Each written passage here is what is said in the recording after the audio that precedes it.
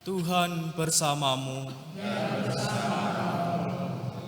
Inilah Injil suci menurut Lukas.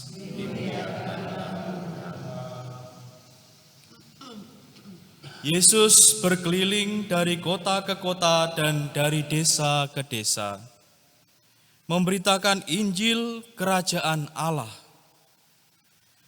Ke-12 muridnya menyertai dia, dan juga beberapa wanita yang telah disembuhkannya dari roh-roh jahat, serta berbagai macam penyakit selalu menyertai dia. Para wanita itu ialah Maria yang disebut Magdalena, yang telah dibebaskan dari 7 setan. Yohana, istri Kuza, bendahara Herodes. Susana, dan masih banyak lagi yang lain. Wanita-wanita itu melayani seluruh rombongan dengan harta kekayaan mereka. Demikianlah sabda Tuhan. Terpujilah Kristus.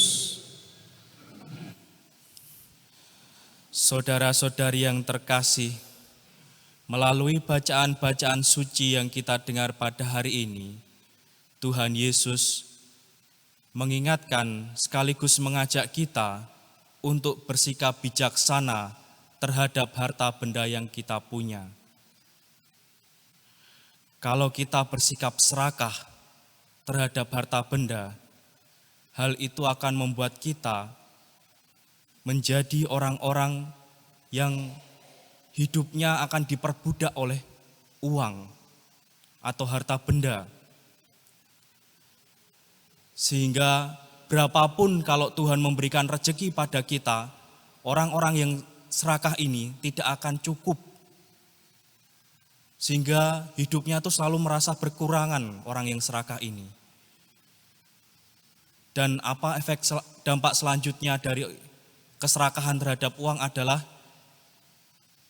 seperti yang kita lihat di televisi, akhirnya akan muncul yang namanya korupsi, pencurian, perampasan hak-hak orang lain, dan pada kasus yang mengerikan bisa memunculkan pembunuhan.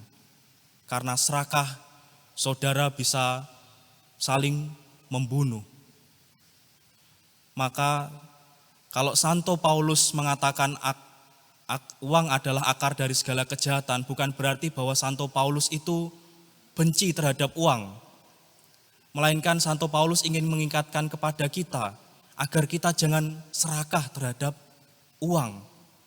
Kalau kita serakah terhadap uang, maka yang terjadi adalah kita akan selalu merasa kekurangan.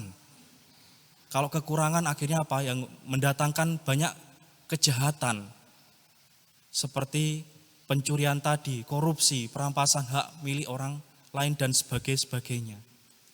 Lalu apa yang harus kita lakukan terhadap harta benda?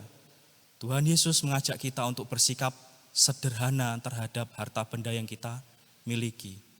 Kalau kita mau bersikap sederhana terhadap harta benda yang kita miliki, maka hidup kita akan dipenuhi dengan rasa syukur, karena hidup kita itu selalu berkecukupan. Tidak hanya berkecukupan, bahkan kita akan merasakan berkelimpahan, sehingga kita bisa berbagi dengan sesama kita. Seperti yang kita dengar dalam bacaan Injil pada hari ini, wanita-wanita tersebut yang disebutkan dalam Injil melayani dengan harta kekayaan yang mereka miliki. Maka saudara-saudari yang terkasih, marilah kita bersama-sama, kita bersikap bijaksana terhadap uang, harta benda yang dipercayakan Tuhan kepada kita.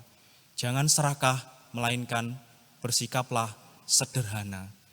Ketika kita bersikap sederhana, hidup kita akan selalu dipenuhi rasa syukur, berkecukupan, bahkan berkelimpahan di dalam Tuhan kita Yesus Kristus.